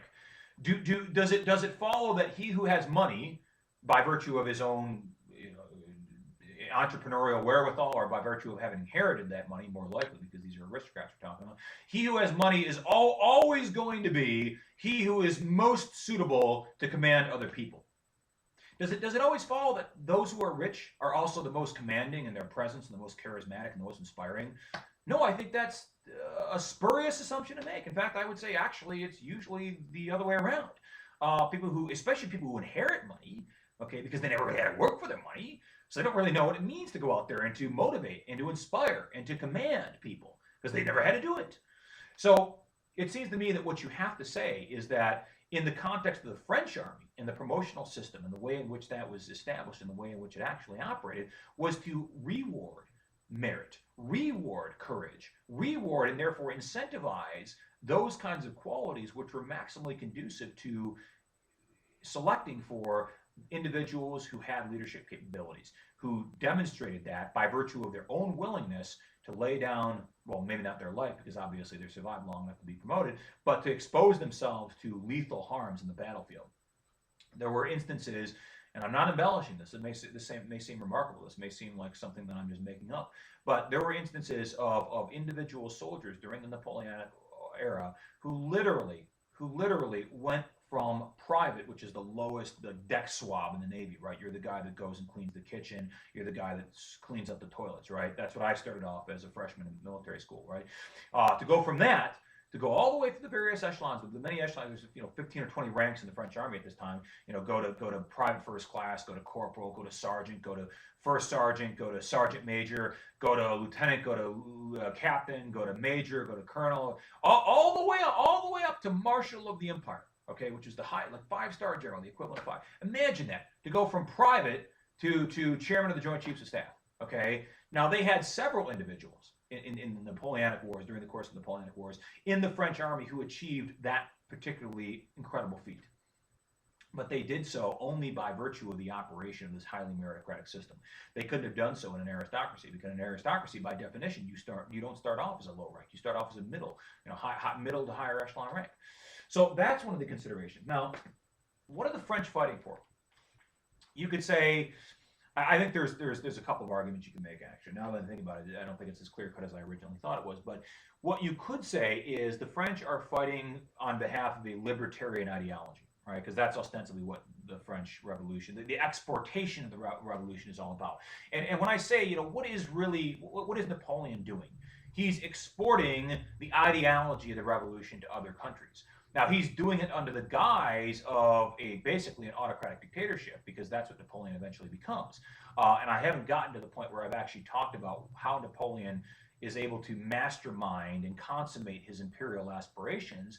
But to suffice it to say, Napoleon essentially becomes a member of the councilship, right? The consulate, as they refer to it as. And I talked about that. We went from democracy, in terms of not really pure democracy, but pseudo-pure, quasi-pure democracy in the form of legislation, a pure legislative assembly. And then we had this directorship, or a directory, right, which is a kind of a blending, a hybrid approach of a little bit of an executive, a little bit of a democracy, right? And then finally, we had a much more executive, much more autocratic form of rule, which really emphasized and accentuated and empowered the prerogatives of certain individuals. There were three of them. There were councils, okay? And Napoleon was able to leverage the credibility, the street cred that he had with the soldiers in the army, as well as the popularity he had with the common people, so as to induce the government at the time to appoint him not just a member of the council, not just an ordinary council, but to the rank of first consul. Okay, so he had a higher status than the other consuls, and there were three of them, right? So there was Napoleon, there was the two other guys. And what Napoleon eventually does is he's able to essentially persuade the people that the most efficient, the most efficacious, the most expedient way of ruling over France at this time is to create an imperial system.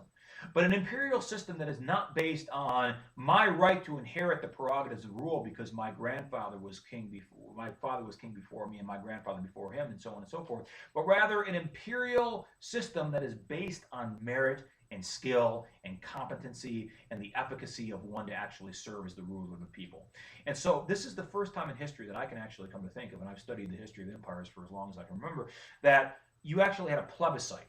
Okay, and for those of you who don't know what a plebiscite is, think about the recall election in California. All right, I don't know if much you guys are following what's going on in California, but for those of us who are more than 30 years old, we remember there was another recall election back in, I think it was 2002 or 2003, which resulted in the promotion or the installation of I like to call him the governator. Or of course, that's a combination of Terminator and governor, Arnold Schwarzenegger, right? There was a recall election in California back in the 2000s, and it recalled this guy, I forgot his name, but it wasn't Gavin, whatever douchebag he is over there. That's the current guy. But the idea in California is that if you don't like your governor, you can go to the people, you can go out there and essentially start an online petition, right? And you can circulate this petition, and if you get enough signatures on there, it's got to reach a certain threshold, a certain percentage of the population, you can actually recall or de-authenticate or remove from office the sitting governor of your state. I wish we had that here in this state. That would be a great mechanism. I'm sure there'd be a lot of discontentment with whatever her name is. Okay, Christ, I should know this. I'm a political science teacher. Yeah, that person. I want to call her Jennifer Granholm, but that's actually not who she is. Gretchen Whitmer. So that's a plebiscite, right? A plebiscite is just a popular petition, a popular vote which determines matters of state on behalf of the people. Now, ordinarily, you don't have a popular vote to determine, shall we become a dictatorship? Shall we elect Donald Trump to be president for life with imperial powers, no longer subject to the legislative apparatus and no longer held accountable to the judiciary at all whatsoever? Do we, the people, have the power to do that? Well, you'd have to override the Constitution. That requires a lot of finessing. That requires a lot of political finagling in Congress, and I don't think you'd be able to reach that. It's a pretty high threshold, really pretty high burden. But the French did exactly that. Napoleon says, well, look, I'm the best man for the job. I've proven myself on the battlefields of France, of the world at this time, because he had gone on an expedition down to Egypt. sort of an anthropological expedition. Now, of course, the real reason Napoleon went to Egypt, and this is a bit of divergence, dissociation from what I'm talking about now, but it's important to understand why Napoleon did what he did. The real reason he went down to Egypt was so as to prevent the trade, the riches that Great Britain was getting from India to come through the Suez Canal and then enter in the Mediterranean, then to go all the way up to the various ports in Great Britain. But it ended up being an exploratory sort of academic undertaking, actually, rather analogous to Lewis and Clark. You guys remember Thomas Jefferson sent Lewis and Clark out past west of the Mississippi, sent them all the way out to the Rockies and all the way down along the Oregon Trail. Actually, I don't know how far they got. I don't really know much about this aspect of American history, but I know one of their mandates was to go out there and to serve as sort of anthropologists, right? To go and to meet and treat with the various chiefs of the various Native American lands and tribes, and to learn as much about their customs and their culture and their language as you possibly could, and also learn about the ecology of the land. Well, that's what Napoleon was doing in Egypt. So Napoleon, by this time, was sort of a combination between, I don't know, Gladiator. I mean, you guys don't know Gladiator. It's a combination between American Sniper, right? Chris Kyle from American Sniper, right?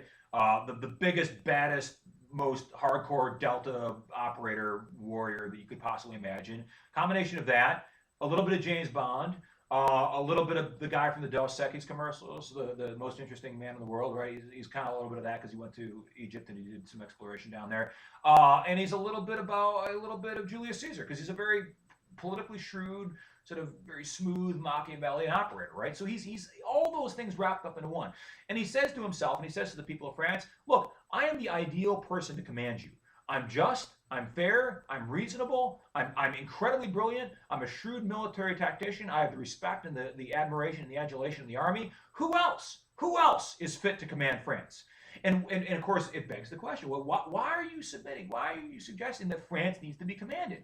Why is a more Republican form of government not consonant with the interests of France at this time?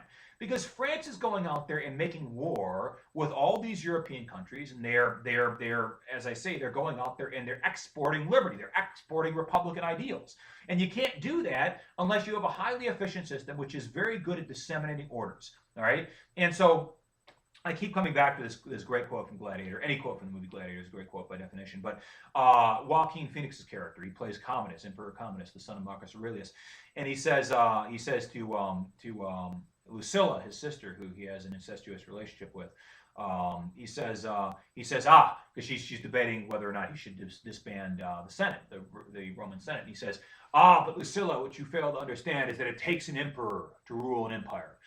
Well, it's a great quote because it's sort of axiomatic. I mean, it's got a nice ring to it, but it applies in many different circumstances historically. And this is one of the quotes one of the instances that this applies to, right? Napoleon could have very well said the same thing. It takes an emperor to rule an empire. And France had become imperial by definition. Well, what is the criteria of empire, right? Well, is it overseas? Do they have overseas colonies? Well, no, that's one metric that you can use, but I think what is more dispositive is just how aggressive is this particular nation in going out and conquering and subjugating other peoples, and then either annexing and amalgamating those other peoples and other states and the lands into themselves that fall under the auspices of this particular nation state, or doing something a little bit more subtle with respects to what France was doing at this time, which is essentially, we're going to liberate you from your czar or your Koenig or your monarchical overlord, but you must be allies with France. You have to embrace a Republican set of principles. You have to govern yourself in accordance with a more democratic tradition. And you must defer essentially to the dictates of France because you're going to be a subordinate ally in relation to the French. Now that seems to me to not really be truly equitable. I mean, it's saying that, yes, you're going to be free of this invidious monarch, right? But you're not completely free to pursue your own right to self-determination because we're going to set the terms after we actually ostensibly liberate you. It's not a complete liberation, right? It's just like when we went to Iraq, right? When we liberated the Iraqi people from Saddam Hussein. Was living under a quasi-democratic system, which is really more of a mafiocracy, because that's really what happened in Iraq, is there's a lot of corruption going on, as invariably is the case.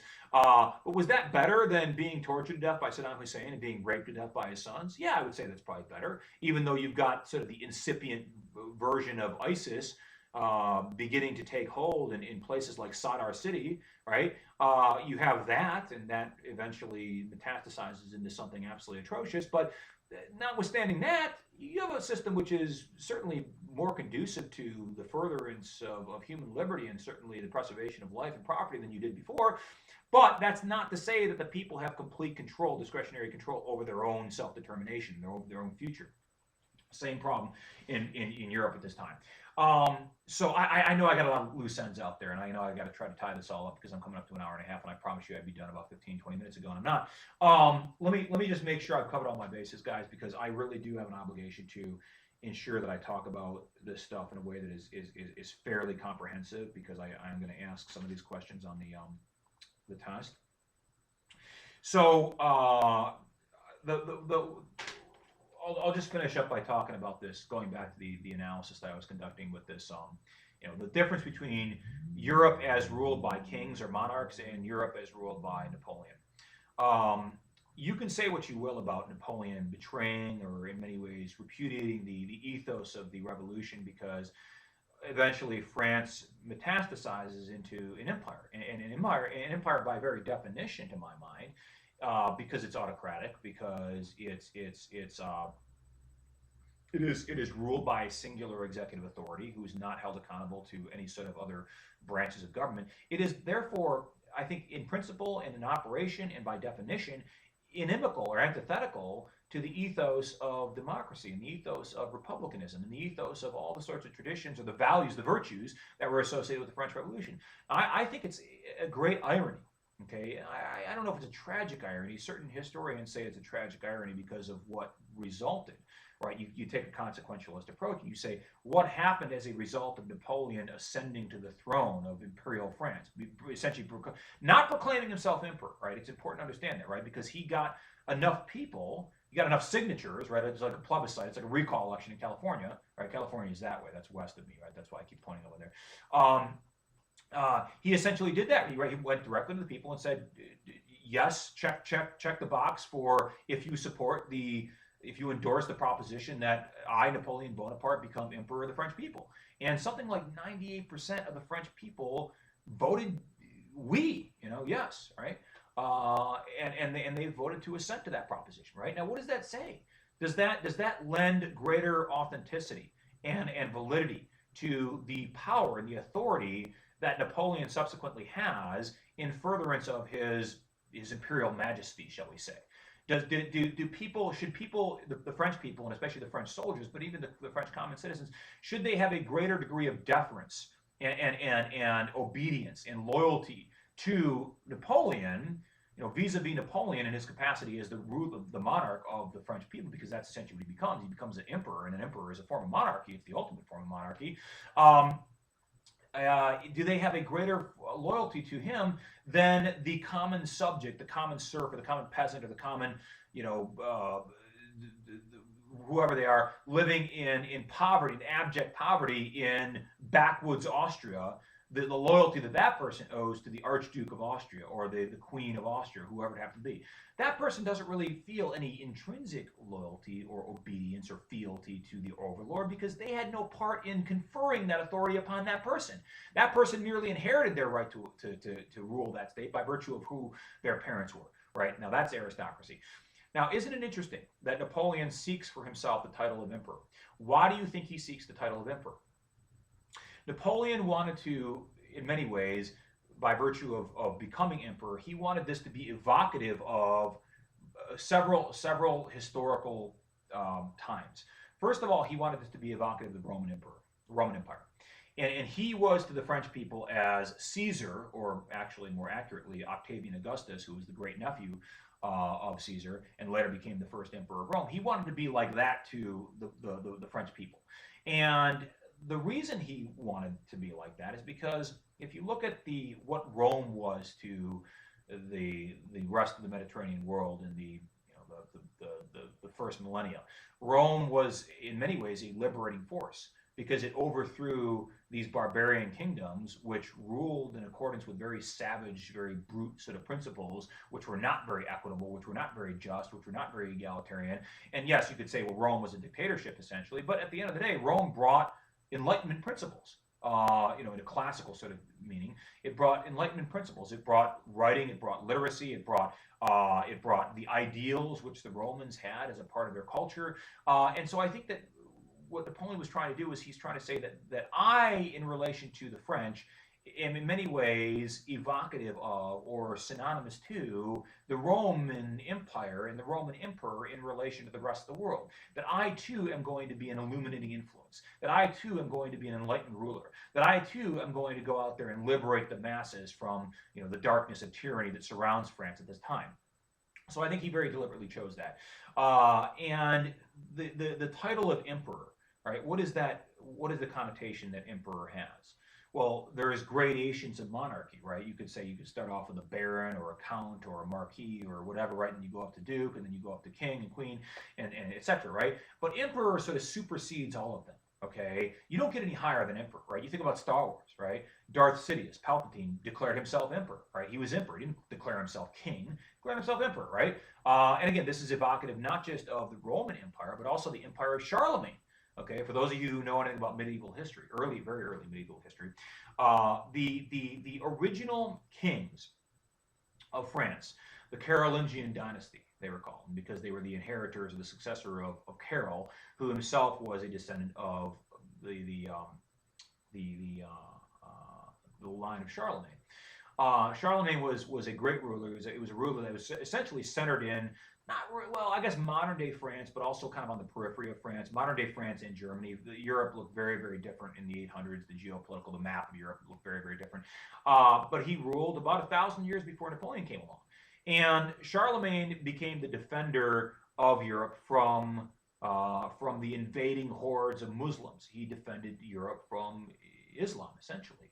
And the people in France in the 1800s and the 1700s would have been very cognizant of the legacy of Charlemagne, and they would have probably venerated that legacy because, after all, the first French kings can trace their heritage and their lineage and their blood, literally their bloodline, back to Charlemagne. And so the kingdom that became France, the kingdom of France, was before that the kingdom of Charlemagne. And so what I think Napoleon is trying to do is trying to establish a sort of a metaphysical, metaphorical connection between himself as the current contemporary ruler of the French people and Charlemagne, a very great ruler, a very inspired ruler, a man who, yes, he did by virtue of the laws of primogeniture and the operation of aristocracy inherit his right to rule, but he then became a great virtuous ruler because he was a very cunning general. He was a very brave warrior, and he achieved many great things because he liberated many parts of Europe. At least ostensibly he did so. And so Napoleon wants to in many ways be evocative of that legacy. He wants the people to construe him as sort of the next in line or the inheritor of the legacy of these great emperors who preceded him in time. And I think that's very important because obviously perception is reality, and the perception dictates just how you're going to understand the value of your ruler, and the degree to which you're going to obey the ruler is going to be in many ways predicated on the respect and the regard that you have for the ruler. So I think it's important for Napoleon to be his own best publicist in a way, and to propagandize on his own behalf, and to create this imagery. And what he does actually, when he has himself appointed emperor, well, not appointed, anointed, I should say, right? Because he's been elected emperor, right? Because that's essentially what happens, right? And that's why I say this is the first time in history that I can remember, anyways. And I'm really beseeching my historical knowledge at this time when I say this. I can't think of a single other instance where you got some guy that just happens to be just brilliantly successful in all the various things that he does in all facets of his life, and he goes to the people by virtue of his becoming a great general and a great conqueror of the enemies of the people, and he says, "Hey, elect me emperor, because that makes our country more efficient, that makes me more able to rule the state, that makes our army more successful, and that's good for all of us at the end of the day," which is true. It's not a spurious point. I mean, that's a fair point to make. Now, you could say, and I think this goes back to the point about the irony here, is that France metastasizing into an imperial state is in many ways sort of a full, it's come full cycle, if you will, right? Full circle, right? The circle is now complete, in the words of Lord Vader from Star Wars, in the sense that it started off as a monarchy, right? We repudiated the monarchy by engaging in sedition. We overthrew the monarchy. We lobbed the heads off of the king and the queen. And we created a very democratic ethos by embracing the principles of republicanism. But then that was subject to the machinations, the invidious influences of people like Robespierre, these very shrewd demagogues. And so then we got a little bit more quasi-executive, right? We embraced this notion of the directory, whereby we had these directors who had certain executive prerogatives, right? So we balanced the democratic features with the executive, so we had a more streamlined, more efficient, more expedient way of ruling the state, and therefore making our government and our army more efficacious, which it needed to be because we were fighting Europe at that time. And then we started coming around the other side of the circle, and we said, well, the directory is only so efficient. We can actually be even more expedient than that. Let's create this consulship, right? And let's appoint he who knows the most about giving orders, i.e. General Napoleon. Let's appoint him to the position of first consul, right? So we become a little bit more executive, a little bit more executive, a little bit more autocratic, so on and so forth, by not by leaps and bounds, but incrementally, all right? And then eventually, and I think you had to do this incrementally. I think Napoleon realized that you had to do this incrementally, because you can't go from pure democracy to pure empire overnight. The people are going to be disgusted by that, right? Because it's so antithetical to their sensibilities, because their sensibilities are predicated upon the particular model of government that they have at any given time. But if you slowly but inexorably dispossess and disabuse them of their democratic sensibilities, because, now we got this thing called the directory, right? Yeah, it's a little bit more autocratic. Yeah, it's a little bit less democratic. But you know what? We need this because we need to have a more efficient form of disseminating orders. And that's necessary for the sake of the army. And at the end of the day, that's really all that matters. It's the only thing that's holding back the monarchy, the forces of monarchy that are going to come in here and kill us all and kick our asses and reinstate the Bourbons, the overlords who we just killed and guillotined, right? So we got to have this directory, right? Now we got to have this consulship, because you know what? That's more efficient. Now we're fighting more wars. We have more internal concerns of security. Well, we got to address that more efficaciously, right? And that's the most expedient means of disseminating orders, because we have a consulship, and it's not beholden to the legislative dictates of the elected representatives of the people, and that's even better. And Napoleon says, well, just take that one step further, right? I mean, continue to follow that logic, right? If the directory is superior to that which preceded it, and that which preceded it was much more egalitarian, much more democratical, right? Well, then the directory, by virtue of it being more executive in terms of its functionality, is good. Okay, and if the consulship, the consulate, is better than the directory because it's more expedient, because it's more efficient, because it's more capable of conveying commands and disseminating those orders to the various hierarchies of the state, well, if that's a good thing, it's good precisely because it is more conducive to disseminating orders in a more efficient and executive manner.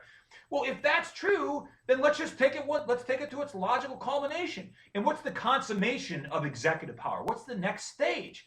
Doesn't get any more executive than imperial. That's the case that Napoleon would have made. Okay. Now that, it seems to me, I don't particularly like Napoleon. Right. I don't dislike him. Right. I'm neutral. I'm dispassionate on the topic of Napoleon. I think he was a brilliant general. I think he was a great soldier. But at the end of the day, my personal subjective ruling on Napoleon is neither good or bad. Right? Napoleon was like a force of nature. Okay, he's like Godzilla. You guys have seen the Godzilla movie, right? They describe Godzilla as a force of nature, right? You can't control him. He just goes out there and he just destroys San Francisco just for the shits and gigs, right? Just for the hell of it, just because he can, because he's got laser, he's got photon, he's got radioactive breath, right? Well, that's kind of what Napoleon is without the radioactive breath, right? Without being 2,000 feet tall and whatnot, right? He's a force of nature. And I think he's an inevitability, in another word, right? Napoleon is inevitable because he is necessary. And if it wasn't Napoleon, it would have been somebody else. And I guess what I mean by that is to say that if you presuppose that this inexorable evolution from democracy to a more autocratic form of government, whether you call it a directorship or a consulate, whatever you call it, right, to eventually the culmination of an autocratic form of government, which is a very imperial form of government, if you say that is a foregone conclusion, that is going to happen no matter what, all right? And I think that you can make that argument because that's what happened in Rome, that's what happened in Macedonia, That's what happened in Russia to a certain that's certainly what happened in Russia, right? Because the Bolshevik Revolution was all about the people, well, they were the peasants, the workers, and the soldiers, right? But eventually it just degenerated into the rule of a single party and a single man who ruled that party, right? I think that you can say that this is the necessary course of history. Well, this is more about history. This transcends history. This goes into the area of political science and just social psychology. 101 is what this really is. If you say that that is the natural trajectory, if you say that that is inescapable, it is inexorable, you can't get away from that, right? That's the way it's going to go. Then eventually, you're going to end up with an emperor.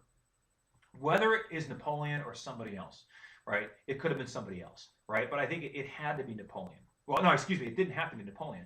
But if Napoleon was there, it was going to be Napoleon because there was nobody else as suitable, as well qualified to be the emperor. And that's the difference between the sort of monarchy that France embraces, because it is an autocratic form of rule, right? And Napoleon, what else is Napoleon trying to do by establishing himself as the emperor, right? But by doing so on the basis of a plebiscite, by basis of a popular appeal to the sensibilities of the people.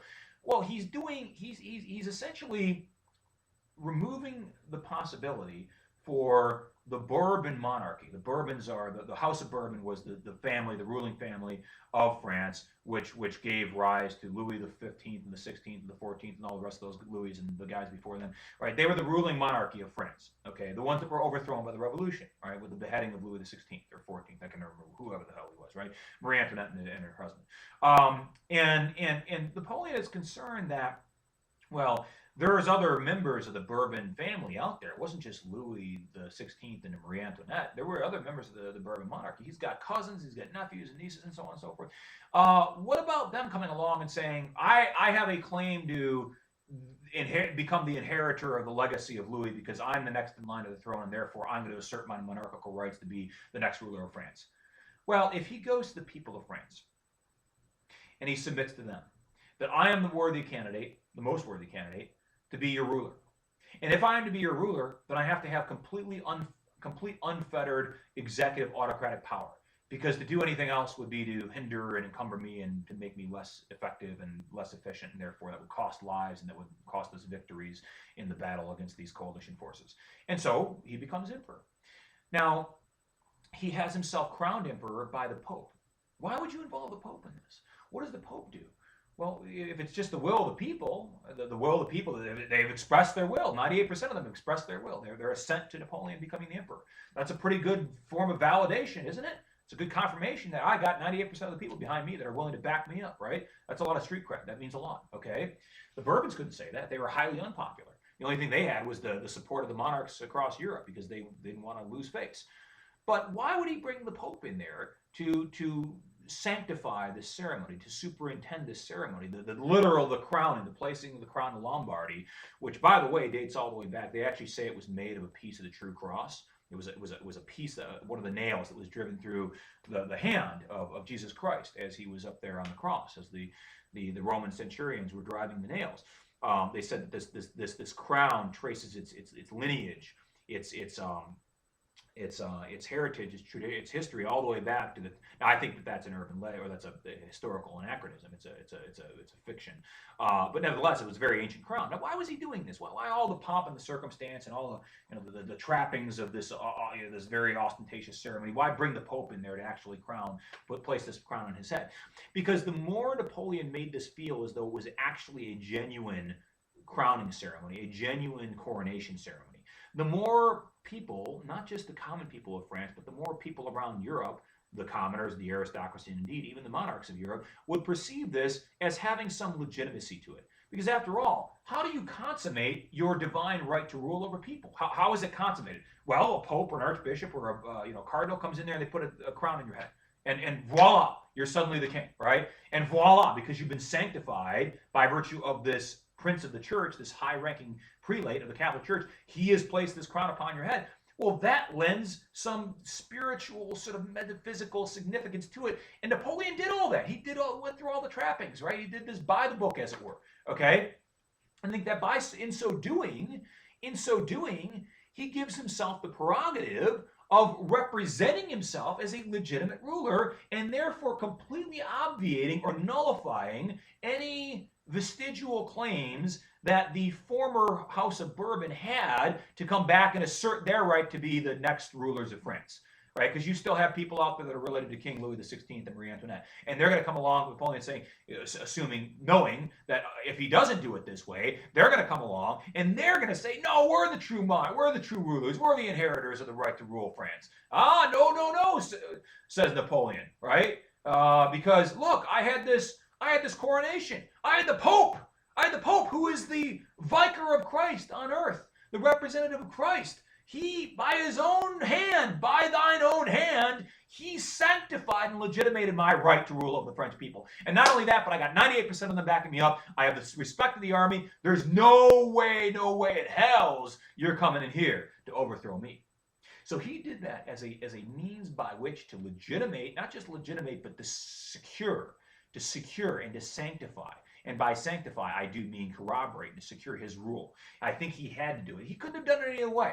And that's why I say, in certain respects, you can't say that Napoleon controlled the destiny of Europe, but rather Napoleon's destiny was sort of prefigured. It was preordained. It had to be this way. It couldn't have been any other way, because had it been any other way, Napoleon wouldn't have been Emperor Napoleon, okay? He's also trying to create a legacy for himself, right? In the sense that if I am the emperor, and I do have legitimacy by virtue of having this coronation ceremony, with all the trappings, as ostentatious as it was, well, guess what? I can create a royal family and an inheritance. And isn't that wonderful? Is there anything else that I need to talk about? I think not.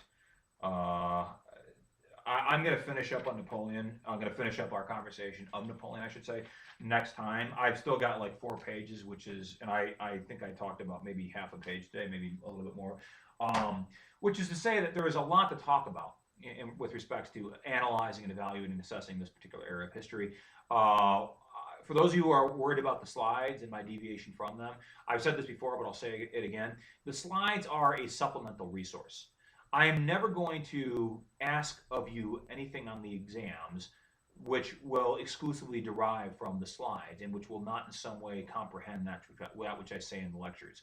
Which is, I mean, I could just say that in another way, which is to say that everything that is in the lectures will be inclusive of all the stuff that is in the slides. Now, occasionally, I may have written up those slides in such a way so that I make the point more succinctly and more clearly by virtue of what I've typed in the slides, because as you know, they're not just short, succinct bullet points. They're like paragraphs that I got on those slides, right? So I would definitely encourage you guys to use that as a supplemental resource, right? Incidental to, as an ancillary sort of complementary resource to you sitting here and listening to me talk to you through these YouTube videos. Don't just exclusively rely upon the slides, because they won't be enough, right? If you do nothing else, if you do just one thing and nothing else, just listen to the lectures, just listen to these YouTube videos, and to hell with the slides. But I'm not saying they don't have utility. They have the same utility that the book does, and obviously that has utility because there was a question that I asked you that derived from the book. All right, that's all I've got for you guys today. I'm sorry I did actually go up to an hour and 50, almost an hour and 53 minutes. I really do mean this, and I know I keep on promising you and then not actually fulfilling my promise to you. But the next time, maybe I'll just talk for 10 minutes and that'll be it, okay? Because I feel as though I owe you guys back wages again in terms of time that I've taken of your guys' precious day, and so I'm gonna compensate. There's gonna be a compensatory effort next time. Thanks for listening. Have a great day. Have a great week. Be safe, and tune in next time. I'll talk to you guys soon.